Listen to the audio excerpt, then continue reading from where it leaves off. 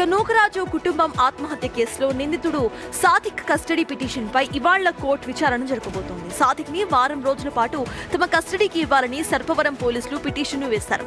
సౌజన్య భర్తకి సంబంధించిన మిస్టరీ అసలు ఎప్పుడు వీడుతుందా అనే ఉత్కంఠ ఇంకా నెలకొంది. సాదిక్ అరెస్టు తర్వాత నూకరాజు కుటుంబం ఆత్మహత్య కేసు విచారణ స్పీడప్ అయింది. నిందితుడి స్పెషల్ మొబైల్ కోర్టు రిమాండ్ విధించింది.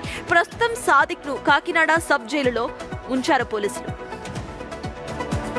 రైట్, ఇదే అంశంపై డీటెయిల్స్ మా ప్రతినిధి శివశంకర్ అందిస్తారు. శివశంకర్, సాదిక్ పై ఎలాంటి కేసెస్ కింద బుక్ చేశారు అండ్ రిమాండ్ కి ఎప్పుడు తరలించబోతున్నారు? శివశంకర్,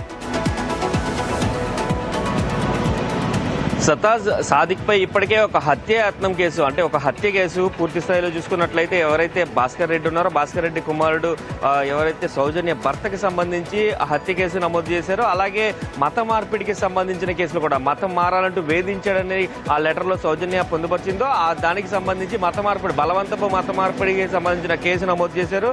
అలాగే టార్చర్, ఆ అమ్మాయిని టార్చర్ పెట్టడం, వాళ్ళ ఫ్యామిలీని హెరాస్ చేయడం వంటి కేసులు, అలాగే బలవంతంగా ఆస్తులు లాక్కున్న కేసులు కూడా బుక్ చేసినట్టు తెలిపారు. అలాగే రాజమండ్రిలో ఒక సూసైడ్ కేసు కూడా నమోదైంది. అయితే ఈ సాదిక్కి సంబంధించి పూర్తిగా ఇప్పటికే స్పెషల్ మొబైల్ కోర్టు 14 రోజులు రిమాండ్ విధించింది. వచ్చే నెల 3వ తారీఖు వరకు కూడా రిమాండ్లో ఉండనున్నారు. అయితే రిమాండ్కి సంబంధించి కాకినాడ సబ్ జైలుకి అయితే పోలీసులు తరలించారు. అయితే ఈ నేపథ్యంలోనే పోలీసులు సాదిక్ని కస్టడీ కోరుతూ కూడా వారం రోజులు కస్టడీ ఇవ్వాలంటూ కూడా పిటిషన్ దాఖలు చేశారు. ఆ పిటిషన్ ఈ రోజు అయితే విచారణకు రానుంది.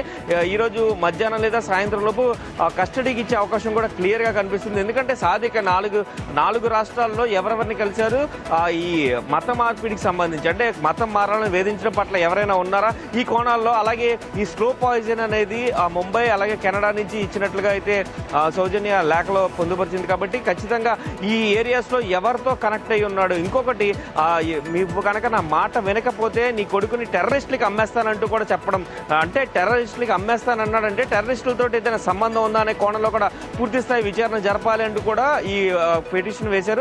పూర్తి స్థాయిలో చూసుకున్నట్లయితే ఈ రోజు మధ్యాహ్నం లేదంటే రేపొద్దున సాదిక్ని పోలీస్ కస్టడీకి ఇచ్చే అవకాశం అయితే క్లియర్గా కనిపిస్తుంది.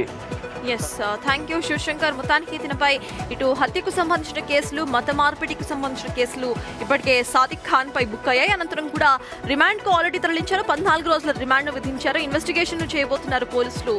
టెర్రర్ లింక్లకు సంబంధించిన ఆ డీటెయిల్స్, టెర్రర్ లింక్స్ కు సంబంధించిన పూర్తి ఇన్వెస్టిగేషన్ కూడా సాదిక్ ఖాన్ ద్వారా ఇటు కూపీ లాగే ప్రయత్నం చేస్తున్నారు.